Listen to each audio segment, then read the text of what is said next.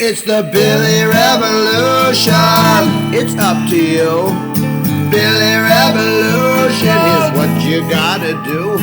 The Billy Revolution. A quadrilateral grow under your chin, not in the center though, 'cause it's the Billy Revolution. It's the Billy Revolution. It's the Billy Revolution. Billy Revolution.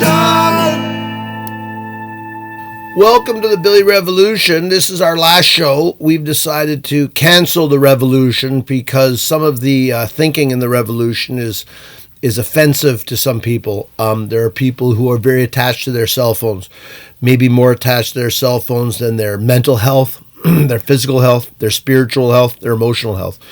And those people, for good reason, have decided that we should not be given a format to share our views about the way that modern culture is heading and the way that we're progressing. So the Billy Revolution, this is the last show, and it's been a pleasure elucidating some of my great concerns about the way that we are allowing things to come between our humanity. And I think that there's, this idea of canceling the show is probably one that, just kidding, we're never going to cancel the revolution, not until all those screens are gone. The revolution will go on and on and on and on and on, don't you worry.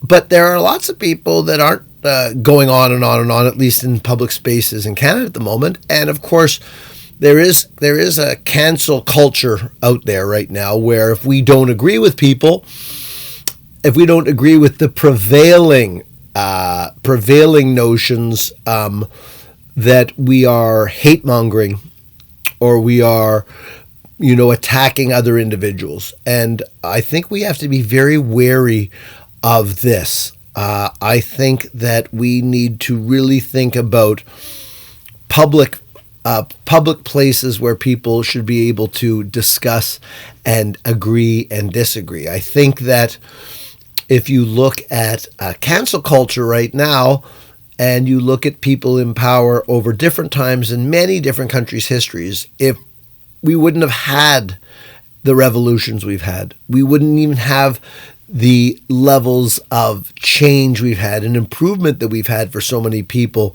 because we allowed dissenting voices to be heard. A dissenting voice, when it becomes the norm, people just accept it as the truth.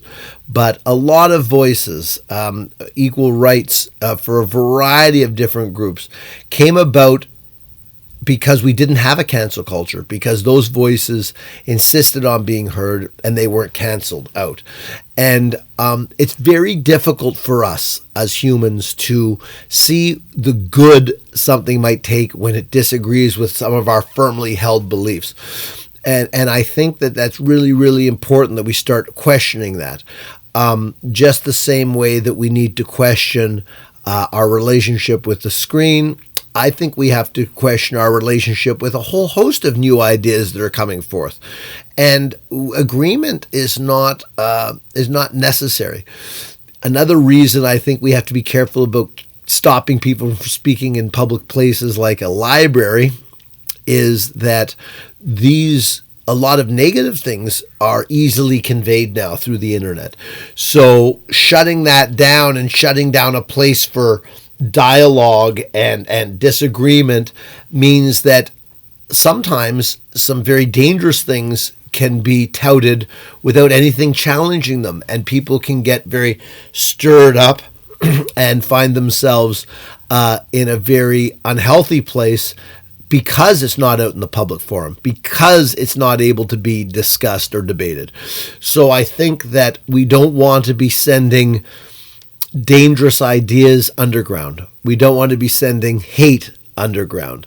And we also want to be careful about labeling hate and deciding what is hate and what isn't hate. I think that's something that we really want to be wary of putting ourselves in a place of that, of being able to do that, of being the ones with the wisdom and the insight to do that. We have a judiciary and we have laws about that, and I think we want to be wary. So, good news. The revolution isn't over. The revolution isn't over because you're still glued. You're probably more glued than you were last week. And we're just trying to unglue you, give you a chance.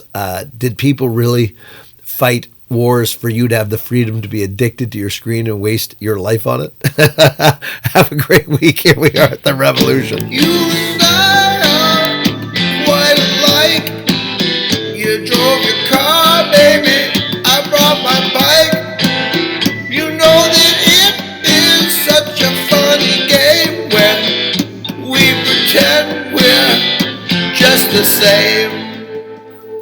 Mohammed and Tegan were very concerned about someone who was doing a presentation at a local library that really contravened a lot of things that they thought were really important. And Tegan went and stood in front of the door and protest outside, and really tried to convince the library that this was a terrible mistake. Mohammed went to the presentation, and when it came time for question and answer period, asked some very intelligent questions that really pointed some holes in some of the logic of the presenter. They're doing the same thing.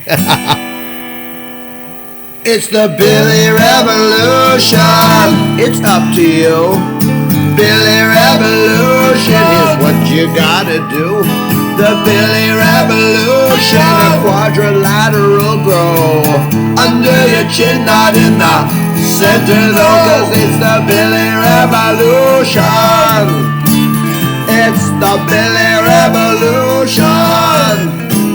It's the Billy Revolution.